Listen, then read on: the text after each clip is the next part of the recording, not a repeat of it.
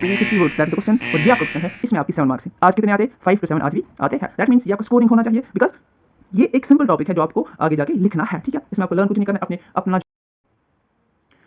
अस्सलाम वालेकुम dear students, welcome back to the fourth video of the writing skills.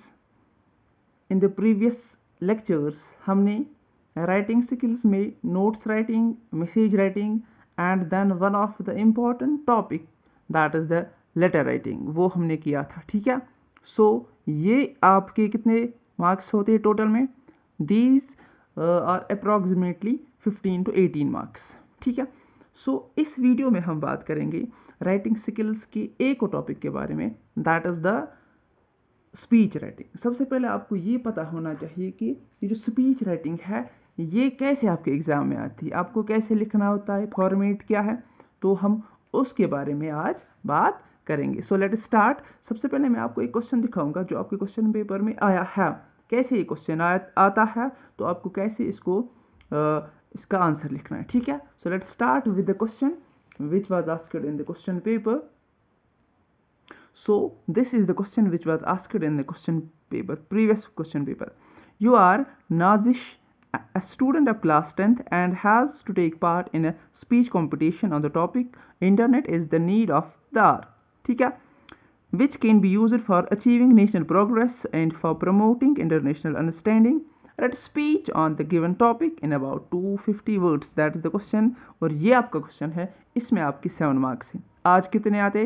5 to 7 आज भी आते हैं। दैट मीन्स ये आपका स्कोरिंग होना चाहिए, बिकॉज ये एक सिंपल टॉपिक है जो आपको आगे जाके लिखना है। ठीक है, इसमें आपको लर्न कुछ नहीं करना है, अपना जो टॉपिक है किसी पे भी आ सकता है, तो उसे खुद आपको वहाँ पे बनाना है। ठीक है, तो हम इस वीडियो में बात करेंगे कि कैसे हम एक स्पीच को डेवलप करेंगे, what is the format and what are the important points to write a speech. ठीक है, तो सबसे पहले अगर आप चैनल पर नए हैं तो चैनल को सब्सक्राइब करिएगा एंड देन शेयर भी करिएगा। So let start with the speech writing. सबसे पहले स्पीच क्या होता है? स्पीच होता है कि किसी भी चीज़ के बारे में अपना ओपिनियन देना। ठीक है, अपना थॉट देना, इसके बारे में क्या मुझे पता है, इसके बारे में मैं क्या कहता हूँ, या इंफॉर्मेशन देना या अवेयरनेस देना किसी भी चीज़ के बारे में among a large number of people. ठीक है, इतना आपको समझ में आए।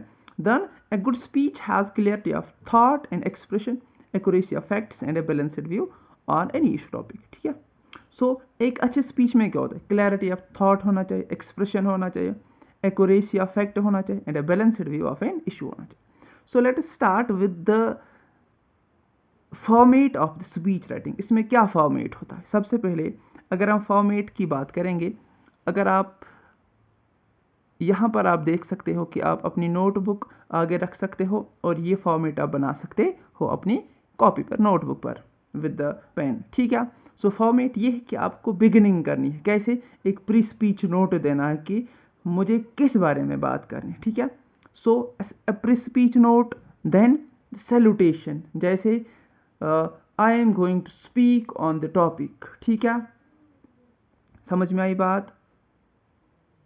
ठीक है, so a speech note, salutation, occasion of the speech and announcement of the topic. ऐसे मैं आपको समझाऊंगा, जैसे आप ऐसे बताओगे, respected principal, teachers and my dear friends, today I am going to speak on the topic for example environmental pollution. ठीक है, इतना आपको समझ में आया। देन आपको इसको डेवलप करना है। ठीक है, आपको देखना है कि इस बारे में क्या मुझे पता है, क्या प्रॉपर स्टैटिस्टिक्स इस बारे में मुझे पता है, क्या इफेक्ट्स है, क्या रिजल्ट्स है, एंड आपको डिटेल्स ऐड आगे जाके करनी है। Then it is the development of topic. ठीक है, लास्ट में आपको इन्हीं चीज़ों को वाइंड अप करना है, summing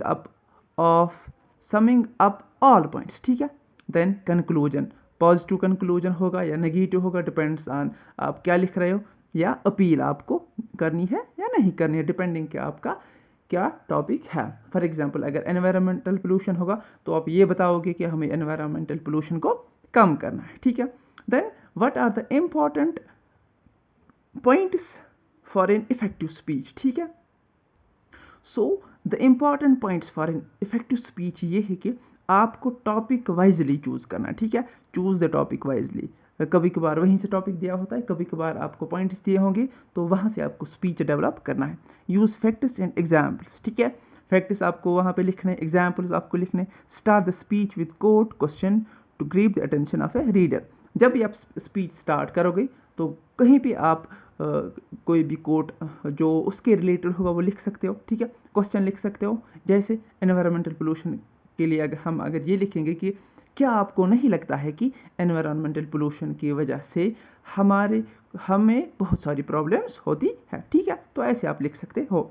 make sure the points are well organised and और इन कोहरेंट ऑर्डर, ठीक है। अच्छे से आपको मेंटेन करना है इनका ऑर्डर भी। Then do not forget to thank the audience. ये आपको यहाँ पे बहुत ही इंपॉर्टेंट है कि लास्ट में आप थैंक यू लिखोगे ज़रूरी, ठीक है। इन लेक्चर सीरीज में आपके 25 मार्क्स इजीली आ सकते हैं और आपका जो स्कोर है वो इससे हाई हो सकता है, ठीक है। तो अब हम इसकी एक एग्जाम्पल देंगे जिसकी वजह से आपको ये अच्छे से समझ में आ जाएगा। So let's start with an example. So this is what I was talking about. Example, I write a speech in about 150 to 200 words on environmental pollution which you have to deliver during the morning assembly in your school, ठीक है।